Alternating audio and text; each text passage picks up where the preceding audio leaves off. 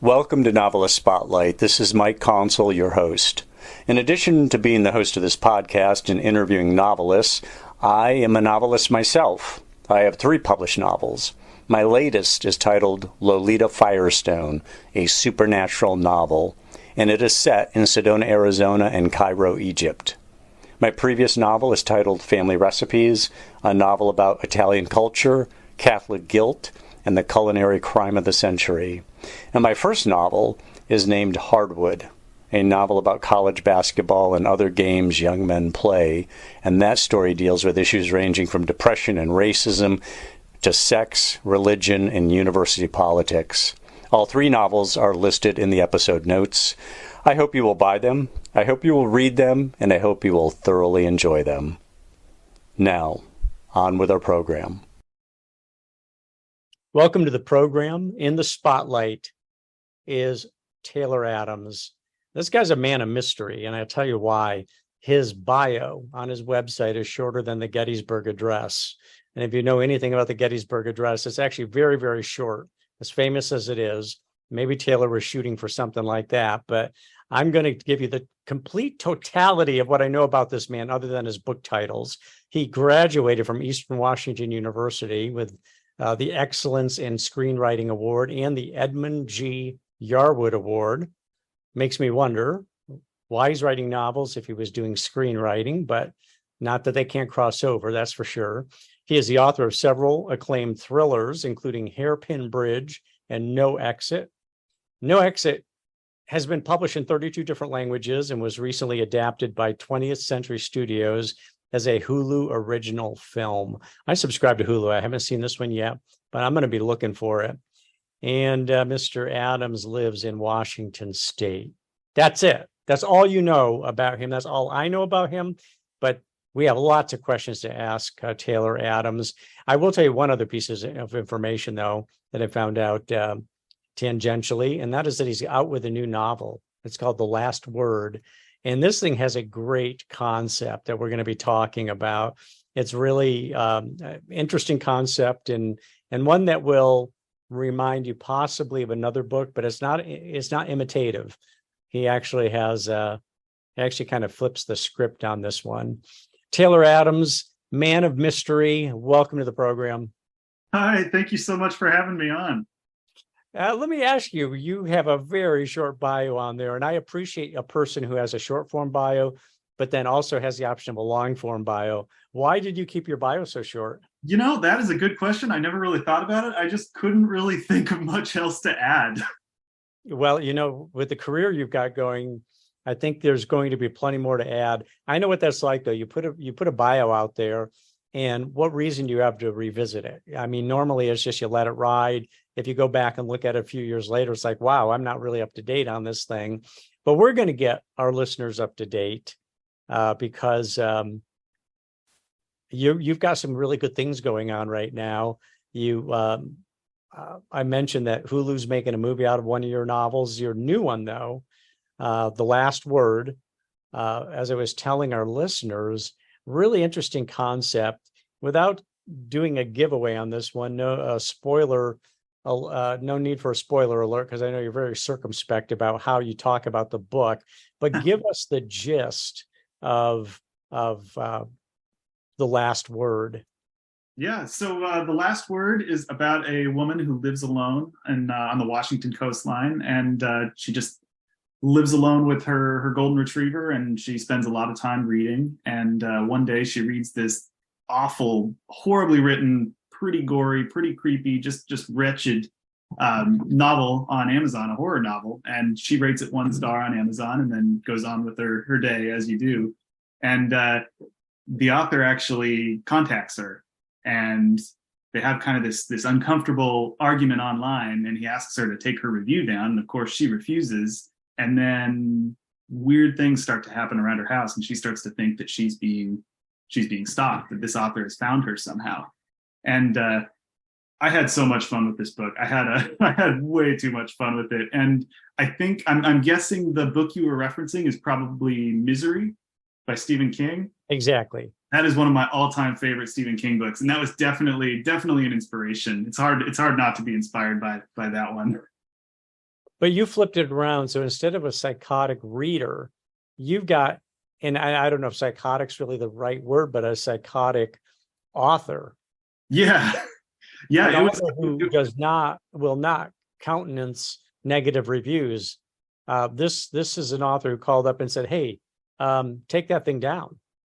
Yeah, yeah, it was a different kind of villain than what I've normally written, and so it was a really fun change of pace in that way. And yeah, it's both a really scary premise, I think, but it's also kind of darkly funny because there's a certain level of absurdity to being killed over a negative book review, and over the fact that this scary in some ways villain is also a frankly terrible writer. And so there's that kind of push and pull of like uneasy horror and also kind of dark comedy. Like I really tried to thread that like just right down the middle of really, I guess I'd call it almost a horror comedy in terms of tone. Kind of like I'd compare it to maybe Scream, what I was going for. Gotcha. So your book is on my list. I'm gonna listen to the audio version of it. Oh, So cool. I haven't actually dove in yet. But is Emma Carpenter the reviewer or is that the author? She's the reviewer. The author is kind of shrouded in mystery for maybe the first quarter of the book or so, and then things kind of come into focus. But the audiobook, actually, I'm really excited that you're reading the audiobook because we did two narrators for that because the book is told, it's kind of a book within a book. And we've got one narrator for Emma's passages, and then we've got another narrator for the author. So really, really fun there. I think that's a great idea. It's so rarely done, especially if you've got a reader. I mean, all books have got male and female characters, or virtually all of them. And it would seem that having a couple different narrators, one for the female role, one for the male role, makes a lot of sense. Was this something you lobbied for, or was this something that the powers that be just decided, let's do it this way? It was something I suggested, and then luckily the powers that be were like, yeah, we could do that. Because originally I think the plan was for it to just have one narrator, and I think it certainly could have worked that way. But I think my concern in the moment was when you read the print version of the book, you can, based on the different typesetting, you can tell whether you're in the real world or whether you're in the author's manuscript world just at a glance. But I wasn't sure how that would translate to audio, and I wanted it to be instantly, because there's a bit of an unreliable narrator element as we learn. It was really important that we know who is telling us the story at any given time. So did you have, I don't know how this works, but did you have input in terms of, when you read this line, there's supposed to be a lilt here, or there's supposed to be, this is a facetious line, the person's being sarcastic, or this line needs really to be delivered with a little bit of anger. Do you have input with the readers and help make sure that the what you intended is actually what's articulated? Generally, I know if they have questions, they'll come to me. Like there were some questions regarding the pronunciation of the name of Emma's dog, Laika. So for that kind of thing, they'll come to me. But otherwise, I kind of take it on faith. I know that they're really good at what they do, and from what I've heard, I haven't listened to the whole audiobook. I've just listened to the sample, but it sounds like they did a really great job. There are some great readers out there. There really are, and I'm always impressed with. Not always. I'm talking about with the great readers. I'm impressed with how much of the inflection that they put into a lot of the reading. And that's something you don't necessarily pick up when you're reading the print book. How do you relate to audio versus print? Is audio something you ever spend time listening to? Are you strictly reading the guy who reads print? And by print, I mean electronic or paper. How do you feel about audio versus print? Not that they're competing. I think I prefer print just because it's easier for me to just pick up a book on my own time than to get an audiobook going. But I have listened to a few audiobooks, usually like when I'm commuting, and I do like them. It can be a little distracting sometimes. I can't remember what the book was, but I remember getting the sense that the narrator was giving too big of a performance, and it was kind of like it was just too much. I wish I remembered the book, but So I definitely, there's definitely a concern there that if the narrator isn't well matched to the material, that you could kind of have your experience affected. But overall, I prefer print. I'm boring. You are absolutely, of course, right that when I go on Audible and I'll listen to an audio sample, there are times when I'm interested in a book, but when I hear the audio sample, I decide I don't like this person's voice. I can't listen to them for 12 or 14 or 20 hours. So I decide that's not the way I'm going to ingest that book.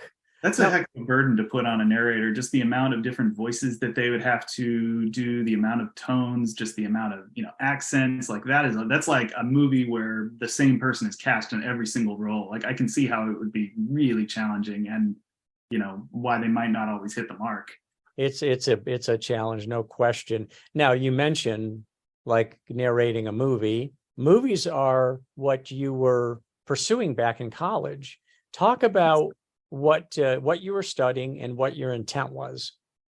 Yeah, so I don't know if I really had enough of an idea of what my intent was. I didn't really plan anything, but I studied film at Eastern Washington University. I had a particular emphasis on screenwriting because that was and still is something that I would like to do. But let's see, I got out of college. I did some student short films. I was a PA on a movie that came out in 2010 called Knights of Badassdom with Steve Zahn and Peter Dinklage. And then I remember, I think it was about 2010, because that was right when I got out of college. I did kind of a career shift, and I decided I really movie industry just didn't feel right for me. And I didn't want to move to LA. I felt like I couldn't keep up with it. And so I decided, okay, I'm going to try and use this degree and get like a 9-to-5 job that'll be fun. And then I'm going to focus my spare time on trying to write a novel. And so that started in 2010. I started working at a local TV station, and I was a master control operator. And I think 2014 was when my first novel was published through a small publisher. And then I just kept cranking out books since then. Well, as I said, 20th Century Studios took your book No Exit and said this will make a good movie. They turned it into a Hulu original film. Did they ask you to participate in the writing of the script or ask you to review the script at all? They did have me review the script. I got kind of updates. I got photographs from the set. I wasn't involved in an official capacity, but they were really nice, and they really kind of kept me informed at every step of the way. I would definitely like to, I'm hoping that I can, as I continue to write more books, that something like this happens again. And if it does happen again, I'd like to be more involved next time. But for this first time, I mean, honestly, when 20th Century Fox takes an interest in your book, it's not really the time to play hardball with negotiations of, I want to write the script. It's just kind of okay, do it. This is amazing. Yeah, please do it. Just spell my name right on the check. Well, exactly. So I was thrilled when that happened, and that whole process, it was a dream come true, and they did a really good job on the movie. It's a. I was going to ask you that. How true to the book is the movie? It's very close. The characters are pretty real. Some of the characters have entirely new backstories, and also well, actually, I'd say the only real main difference is the characters. The plotting is pretty much identical. A lot of the set pieces happen the same way. Same people die, just in slightly different ways. It's pretty darn close. So let me ask you, I'm wondering if I have seen this movie. Is this the one who had the black character, white girlfriend, goes to her parents' house in a all-white area and suddenly finds out he's kind of trapped? No, that sounds like Get Out. That's it. Get Out. That's it. Gotcha. So let me ask you this. You've got a desire to write screenplays for Hollywood. Are you thinking in terms of taking one of your own books and being able to do that, or separate from your novel writing, being a screenwriter for projects that they might put in front of you? What's your thinking on that? Honestly, I would be happy with either of those, because writing novels is working really well for me right now. It's I'm afraid to take my foot off the gas on that. But I would I would love to adapt my own work. I would love to, try writing like a spec screenplay. I've got a screenwriting manager, so we're kind of plotting out what those steps might look like. And honestly, I'm happy with wherever I end up. I'd love to write screenplays and novels and maybe like alternate them. But like I said, right now with cranking out novels working well for me, I'm definitely afraid to lose momentum there. So that's kind of why I've been putting all my time towards novels. Yeah, well, it makes sense when while you're hot, you want to ride that wagon. Now, let me understand the. You say novels are working really well for you right now, so you want to keep the hammer down there.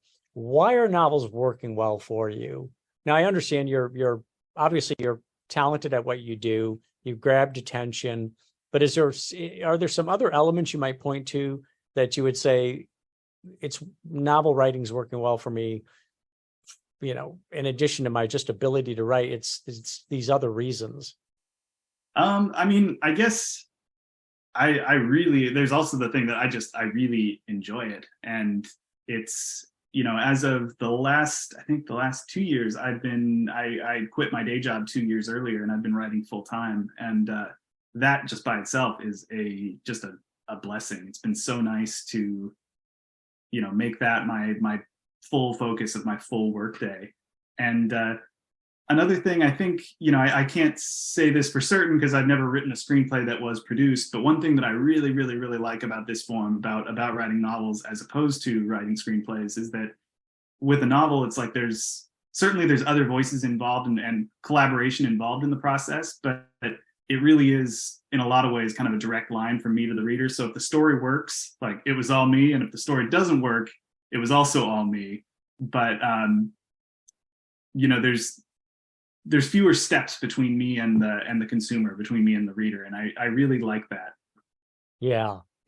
So you really enjoy writing, you said. So you're not the kind of guy who thinks, gee, I should really sit down and work on my novel, but I have an exercise today, so I'm going to go for a jog. And also, there's dishes in the sink. I better wash the dishes. You don't procrastinate, I would imagine, if you enjoy the writing. You're pretty good about just deciding, I'm anxious to sit down and write and get this next chapter hammered out. I mean, I still do procrastinate and whine about it pretty frequently, I think, as people around me will agree. But what I've found really helps me to stick to a schedule is just starting to write as early in the morning as I can, and basically just getting those hours in at the start of the day so they're not hanging over my head for the rest of the day, and just setting a word count that I try to hit. And right now that word count is 2,000 words a day, which, wow, it's a lot, but it's also, I count rewriting in those 2,000 words. So if I'm rewriting a draft and I rewrite 2,000 words in a new draft, that still counts. But yeah, it is a lot of words. It's almost 10 pages double spaced. So you could have, I mean, technically you could have a novel done in 60 days. No, it does. You don't write them that fast, but what I'm saying is you're producing a lot of copy, a lot of which you're throwing away because it's not quite right, or it's getting revised. Oh yeah, I'm an obsessive writer. Well, not no exit. The Last Word, which sounds like your favorite novel because you really enjoyed it. How long did it take you to write it? Oh man, I'd say about 2 years. There was the first year I wrote 4 or 5 drafts of it. While I was still writing it, I kind of pitched it to my editor. Here's what I'm working on next, and then they bought it, but and gave me a due date and set up the advance and everything, and that was really nice. But we also had kind of some story meetings, and we decided that pretty much the whole ending, the whole final third, which also affects the first 2/3, had to be kind of rethought because there was something about the premise that really, like, I wasn't delivering on, and my editor was like, maybe you should do it this way. And it was absolutely the right choice. I'm so proud of the book we ended up making. But it also involved not necessarily throwing away a year of work, but discarding a big chunk of, stuff that I'd been rewriting many times over. And it was a little bit of a trust fall in that way because, it's never easy to let go of work, but it was well worth it. And then after that, there was another year of maybe another 7 or 8 drafts. And then I turned in the manuscript at the start of 2022, and then it published in April of this year. Interesting. Yeah, I'm an obsessive rewriter. So like I said, lots of drafts. Yeah. Now, how many novels does that make for you? This was number 5. Okay, because you have Hairpin Bridge, you have No Exit, you have Eye Shot, Our Last Night, and then The Last Word. Yes. Gotcha. You were talking about, I totally get getting up in the morning, getting it done before anything can interrupt it. The writing process. Talk a little bit more about your writing process. You get up in the morning. How much time do you tend to put in? Do you have a place that you always write from? Are there any variations over the course of a day or a week? Tell us a little bit about how you get it done. So I am a stay-at-home dad. So we have a 9-month-old. So basically, my writing, where I am while I'm writing, is basically wherever I need to be for our son. So sometimes that's me sitting in the little play area. Sometimes that's me sitting next to the crib. Sometimes that's me on the couch with him. Kind of wherever. I mean, that's the nice thing about having a laptop is I can work wherever I need to be working. And I've told this to different people. I've never had another writer tell me, oh yeah, that's how I do it. So I always get weird looks when I describe this part of my process. But when I do new drafts, I always like to start a new draft as an entirely new Word document. And I'll basically start over from zero. I'll open up the old draft. I'll have both Word documents side by side on my monitor, and I'll just retype the new draft from scratch from the other one right there.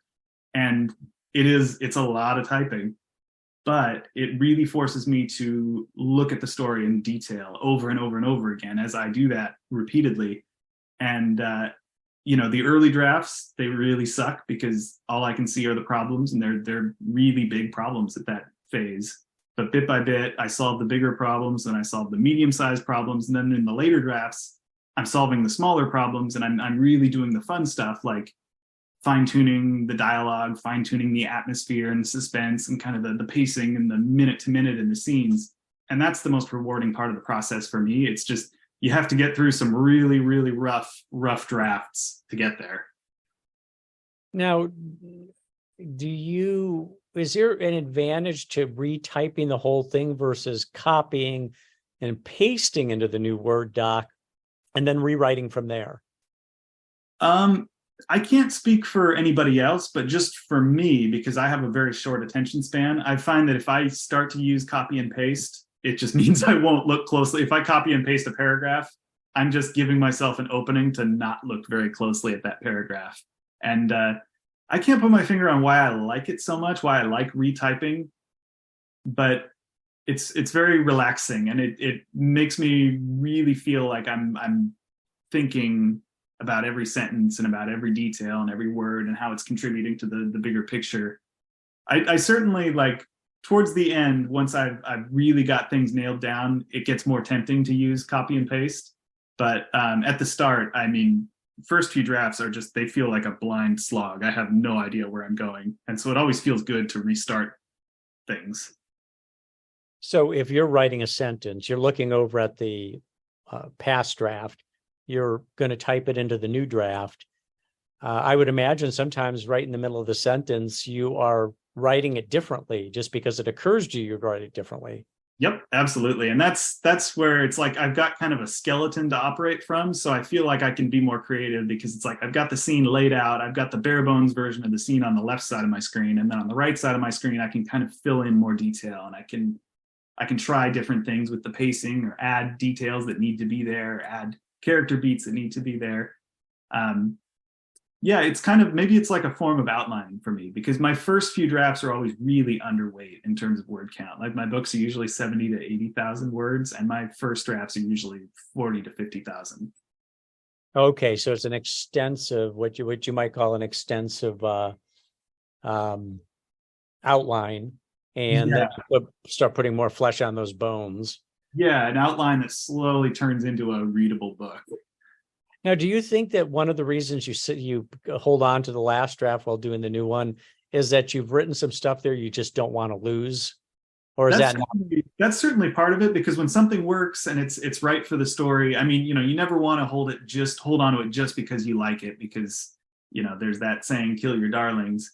But if it does work for the story, like bit by bit, I find that I rewrite drafts faster because there's more and more stuff that I want to carry over, and there's less stuff that, okay, I have to fix that this go around. Now, I think I heard you say, not just now, but in a prior interview, that you were especially proud of the last 1/3 of the book. And the reason that caught my attention is because the last third of a book, or especially the last quarter or fifth of a book, oftentimes is weak. It's weak in that a lot of authors rush to the finish. It's almost like, hey, I'm up to 80,000 words or 100,000 words.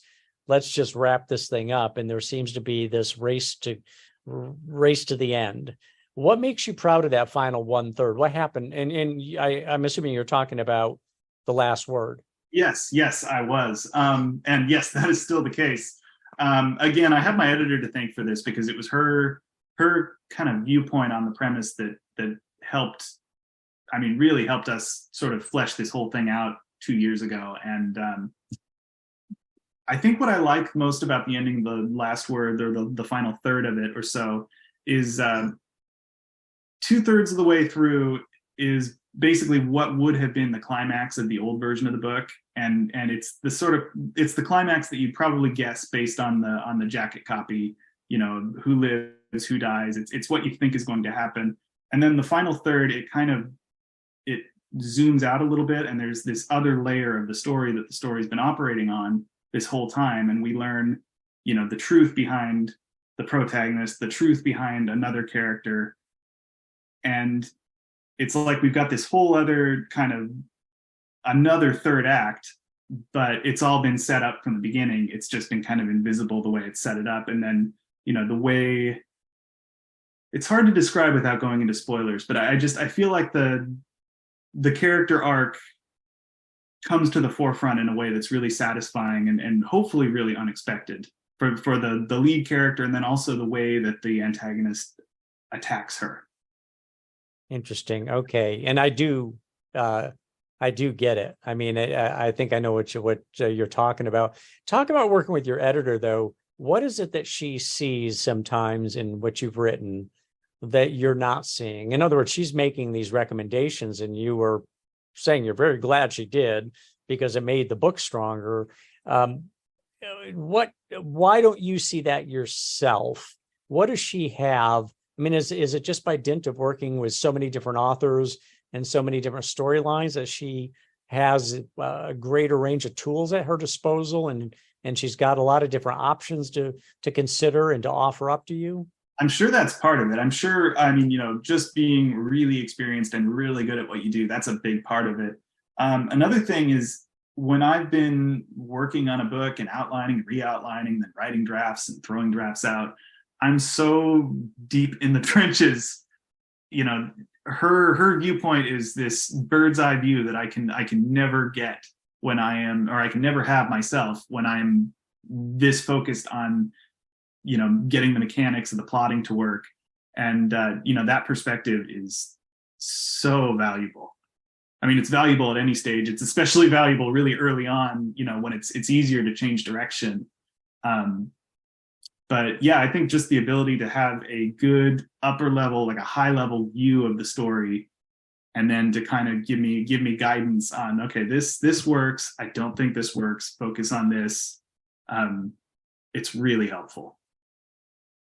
So let's jump over to your agent. Your agent sold movie rights for No Exit.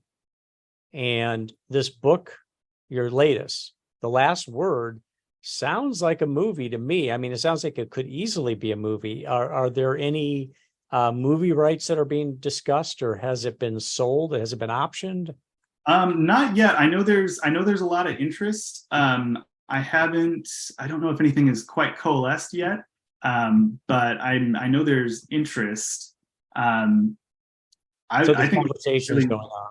yeah, yeah. I think it'd be a fun adaptation. I think my biggest worry about adapting it to the screen would be, I think one of the best tricks that the book version has to offer is, the kind of book within a book format and using narration, the way narration is used. And that's one thing that, I mean, it could work in film form.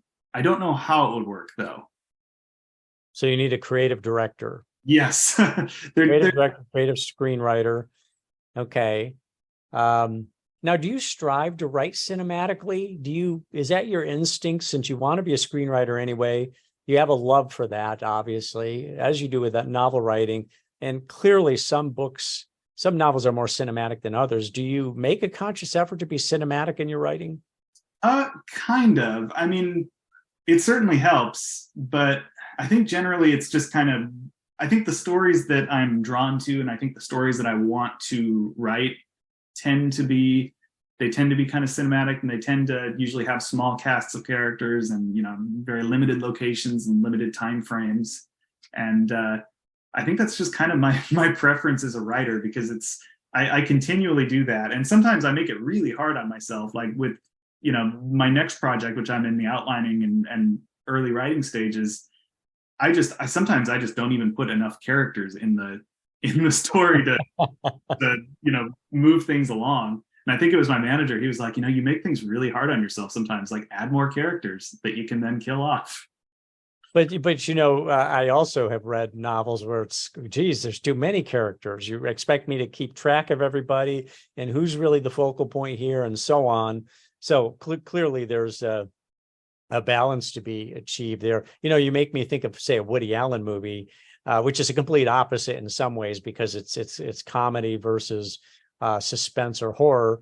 But Woody Allen movie will take place in a room with Hannah and her sisters is basically three women in a room, or October was I don't know, 7-8 characters in a house the whole movie. And I love Woody Allen. I love that. I like the clarity of when you have a novel that has very few characters. There's a lot of clarity among the characters, and you can go pretty deep on them and create a lot of interaction. But I understand if it's a horror novel and you need to kill people off, you need some bodies. Totally. But yeah, I agree. I love just how one of the, I think, most influential books that I ever read was Intensity by Dean Koontz. And that's a good example. I mean, an amazing book and a really good example of a very limited, small cast, just a few locations. I think the whole thing takes place over 1 or 2 days. And when you shrink a story into those kinds of, those dimensions, I mean, A, it's really, really hard to do. So there's that. But B, if you can pull it off, like, it makes the big moments really feel big, or even, small moments can feel huge, because, the reader or the audience is so grounded in this very intimate scene, this very intimate situation. Interesting. So Dean Koontz, you and Stephen King are big Dean Koontz fans, it sounds like. Who else influenced you when you were growing up and reading novels? Who lit your fire? I read a lot of Michael Crichton when I was little. I loved Michael Crichton. I read a lot of Stephen Hunter. I think his action writing is just unparalleled. Let's see. Lately, did he do Rambo? Was he Rambo, or no? That was Morrell, David Morrell, I think. Yeah, he did the Bob Lee Swagger books. Gotcha.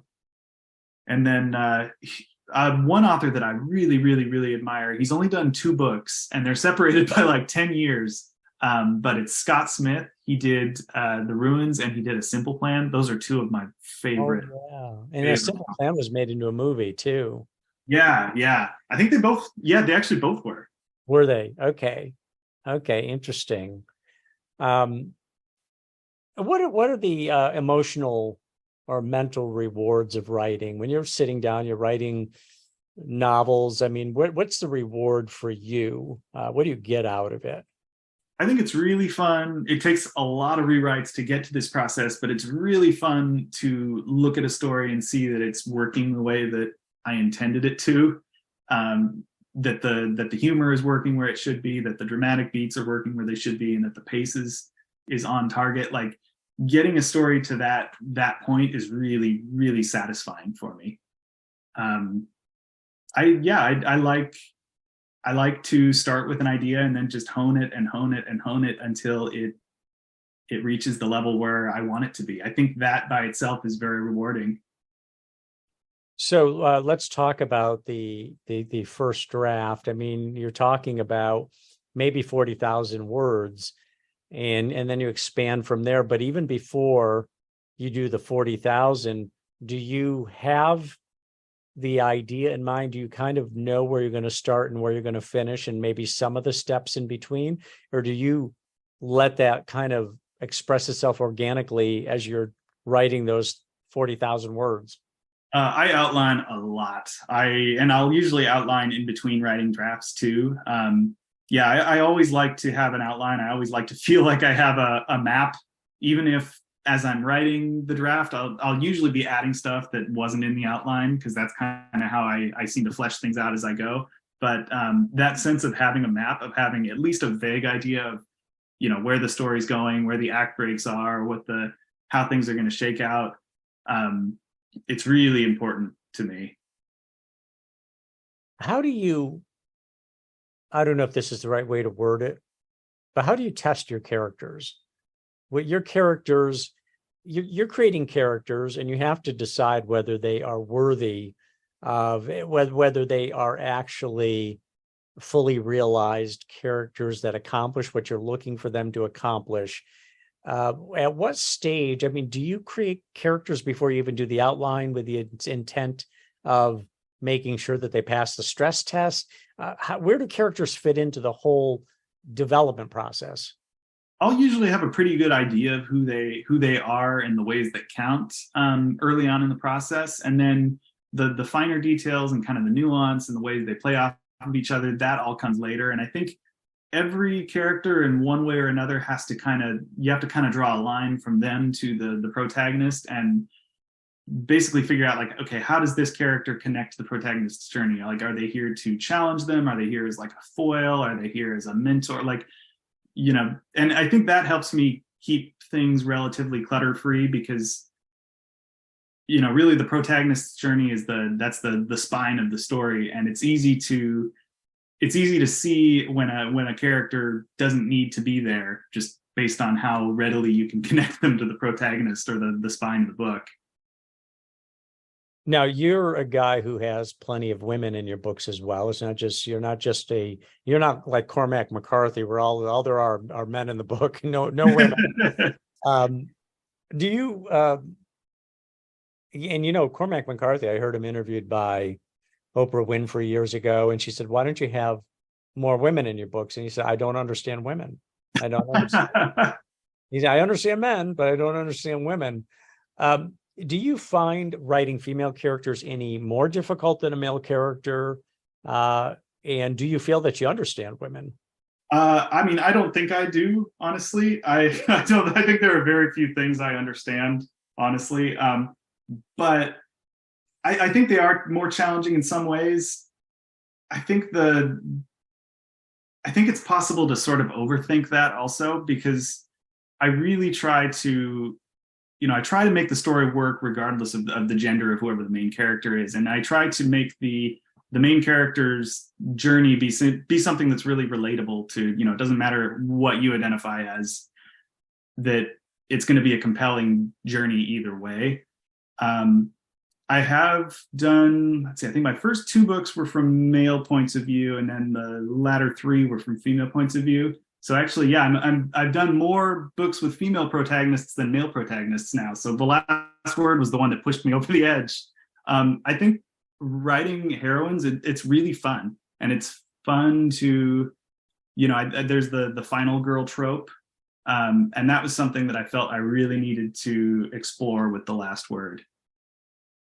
Yeah, and Sidney Sheldon was a writer who had a lot of female protagonists. They were the they were the protagonist oftentimes. I remember one time he said that he sold a book to his publishing house based on they said, "What's the book about?" And he said, "I gave him 3 words: female con artist."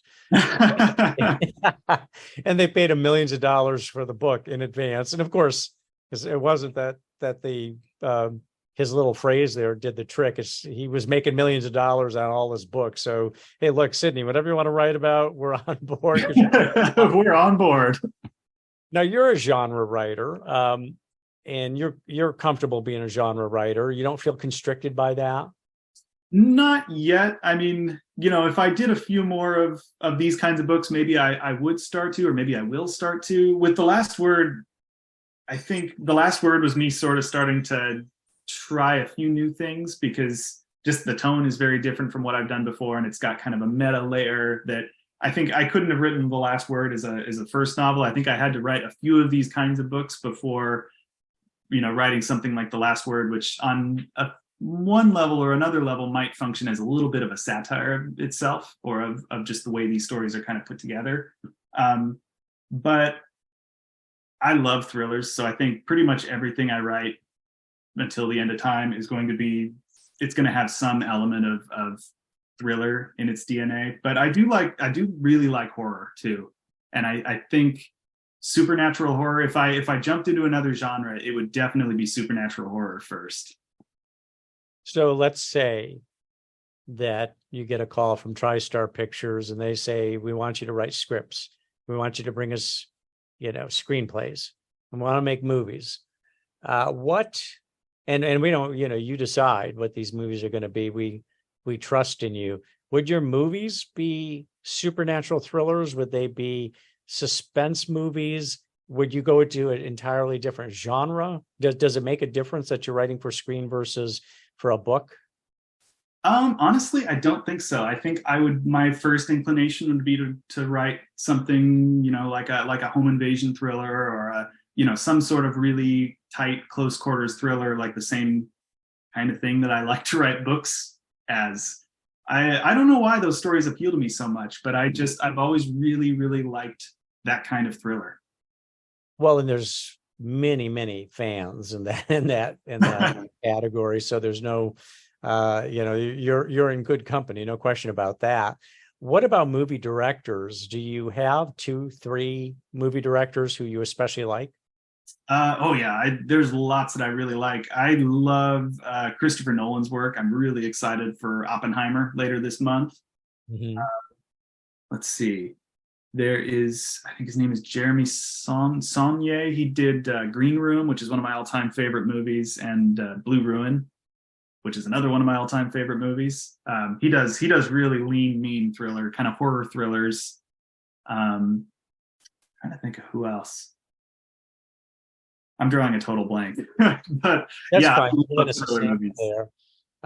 So back when you were first making your initial efforts at novel writing, Taylor, did you attend?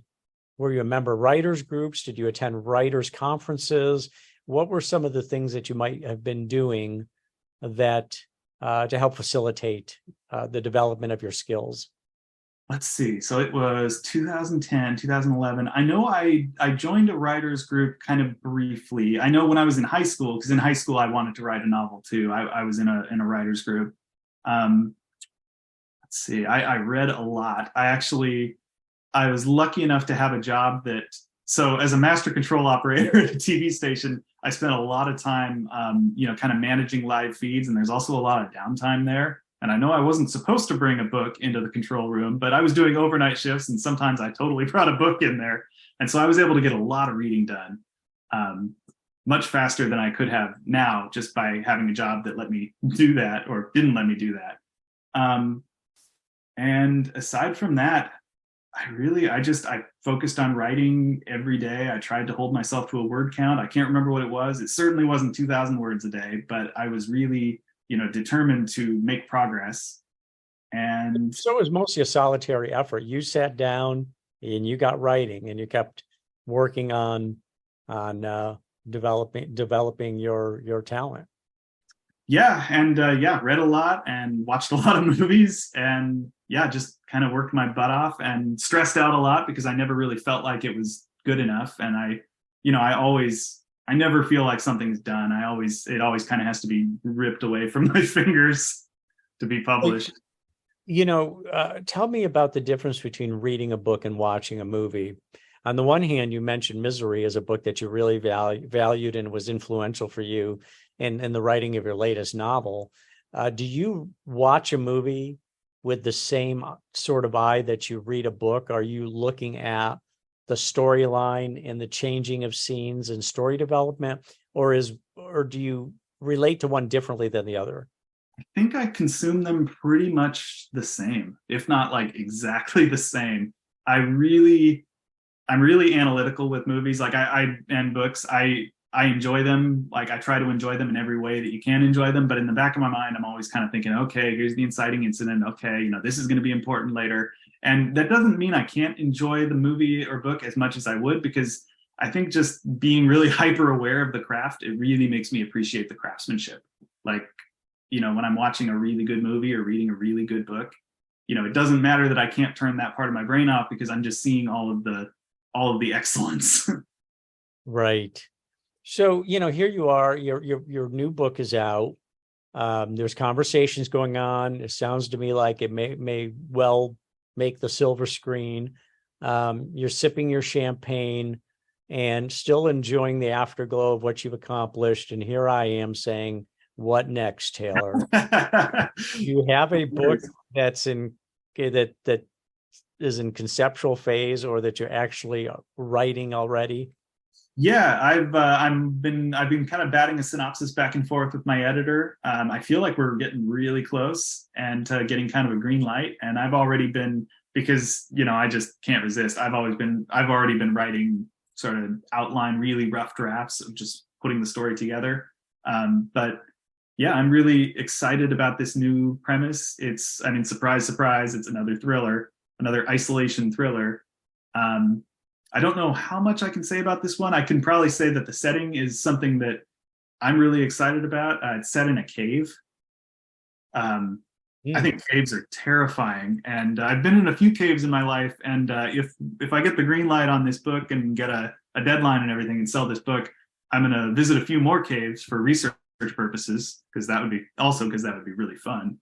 And yeah, I think the claustrophobia of all the different things that can go wrong in a cave is just terrifying, and I'd love to kind of apply that to the kind of thriller that I really like to write. Well, isolation is an interesting subject, because in modern society, it's difficult to be isolated. And I say that because although there's a lot of people who are recluses, people have devices. So they're constantly distracted or connected to something. And I don't know what the premise of your new book will be, but in a cave, I can imagine somebody who's disconnected from Wi-Fi, from cellular service, doesn't have any devices at his or her disposal.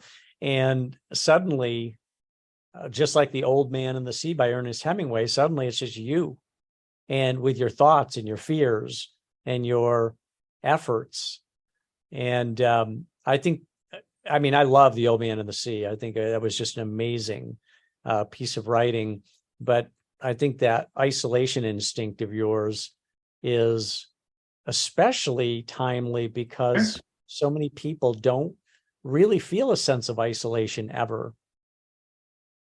Nobody's really forced to be alone with their thoughts. I don't know if you've heard about the psychological experiments that have been done where they'll put somebody in a room and there's nothing to do in that room. You sit in the chair. They take their cell phones taken away. They have nothing, basically. There's no TV, no magazines. You're in an empty room, and people cannot stand it. They cannot stand to be alone with their thoughts. I've heard of that. I've heard like sensory deprivation, like your own heartbeat or just the sounds of, your body doing its thing just drives people insane. Yeah. I've definitely heard of that. Yeah. And that's pretty scary to think that people are not comfortable with themselves. They can't even sit alone with their own thoughts. I mean, our thoughts can turn inward on ourselves. We can madden ourselves with our own thinking. And I've always been a person who was inclined towards meditation, or I like my quiet moments, but that is not the case with so many people. So I can see to where some of the stuff that you're writing is a horror show for them. They can just see themselves in that position, and it's just like, oh my God, this is it's like claustrophobia and being told that you're in a capsule. The elevator. I don't know if you've ever been in the St. Louis Arch, but if you anybody out there, if you have claustrophobia, you do not want to go to the top of the arch in St. Louis, because I was in there with 3 bikers. Okay, it's like 4 seats, 3 of them are bikers, big guys, nice enough guys, nothing with that. And I'm not claustrophobic, but I'm thinking, if this thing just broke down right now, I'd probably feel claustrophobic. It can be pretty horrifying. And on top of that, I'm with 3 big sweaty bikers who are taking up most of the space. So not so good. What is your advice to aspiring novelists? So somebody out there listening who is trying to accomplish what you're trying to accomplish, and I think they can, I'm sure they've been gleaning from what you've been saying, a lot of good advice, but if you were to put it in a nutshell, what's your advice to those people out there who want to be novelists? I think the biggest thing I would have told myself years ago is just find a schedule, a writing schedule that works for you, for whatever the needs are of your day, wherever you can fit that writing time in. Try to give yourself, I'd say, like 2 hours if you can a day, and set a word count for yourself that's realistic, that's going to work, and just hold yourself to it. It's really, really hard. It's really hard just with all the other things that life can throw at you. I guess I'd maybe compare it to working out, which, I mean, I wouldn't know because I don't work out, but I do write every day. And that's kind of like, I mean, it's the same kind of discipline that I don't have when I should be working out. But just try and treat it like that in your mind. Treat it as a long-term thing that you have to get up and do every single day. And the amazing thing is, if you keep hitting your word counts every single day, if you keep working on the craft every single day, you will get better, and you will make really, really measurable progress on your manuscript, on whatever you're working on. It's amazing how much those little increments of a few hours every day add up long term. Yeah. So it's doing the work. I mean, that's your advice. Do the work, sit down every day, be assiduous about it, be consistent. For your first few books were published by a small publishing house in Britain, is my understanding. Is that right? Yes, Jaffe Books, based in Britain. So talk about that. Did you basically exhaust U.S. publishing houses and decided to go overseas, or did you just decide, hey, well, why not go to another English-speaking country, even as I'm working the U.S. publishing houses? I kind of like a lot of things in my career, I just kind of stumbled into it. I hadn't really queried a lot of agents. Because you have to query an agent, you have to get agent representation, and then you get to a publisher. And I had queried a few agents with kind of the pitch for iShot. And at the same time, I was also, because querying for an agent it's a long process. It's kind of like applying for a job in slow motion. And so I think I got a little tempted by the idea that, okay, there are small presses that are willing to kind of take a chance on a writer without agency representation. And I just kind of happened to find this small press, and I didn't realize at first that they were based in the UK, because their books are published via Amazon. But it was a good. I mean, I did 3 books through them. No Exit was my final book that was US and UK through them, and then HarperCollins stepped in and bought the rights to No Exit a few months after No Exit released. And then that was, from then on, I ended up just strictly with HarperCollins, which it makes a little more sense. I mean, it's a bigger publisher, so there's certainly pros and cons to having a smaller publisher versus one of the big 5. But I'm really happy with HarperCollins, and I'm really happy I made that move. And it just makes more sense as an American writer to have an American publisher. Sure. Yeah. No, I get that. Now, you are now a full-time writer. You're at home, you've got a son, you're at home, you get to write full-time. Have you seen a difference in the quality of your writing as a full-time writer versus a guy who gets up in the morning, puts in some time, and then goes off to work? I don't know if there's a difference in quality. Like I hope each book I write is continually, I hope I'm continually improving and, kind of sanding down my weaknesses and developing my strengths and all of that. I do know that I can, by writing just strictly full time, I'm able to produce a lot more and I'm able to produce drafts a lot faster. So I don't know if I'm necessarily better. I hope I am, but I don't know. But I do know I can write more and I can produce books faster. Yeah, no, that's understandable. Well, your excitement, Taylor, is palpable. It's great to hear that you're having the success, that you're excited about it, and that great things could be ahead. I mean, you've already achieved great things, but the idea that of producing more novels that sell, and then maybe even moving into screenwriting, I want to congratulate you. I want to wish you luck on your future endeavors. I want to thank you for coming on the program. Oh, my pleasure. Thank you. These were great questions.